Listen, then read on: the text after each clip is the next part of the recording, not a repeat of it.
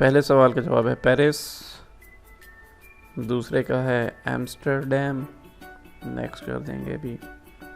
तीसरे का है ब्रसेल्स, सब्सक्राइब ज़रूर कीजिएगा चैनल को दोस्तों।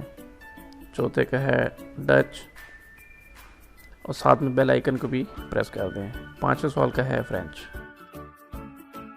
पहले सवाल का जवाब है पेरिस, दूसरे का है एम्स्टर्डम, नेक्स्ट कर देंगे अभी।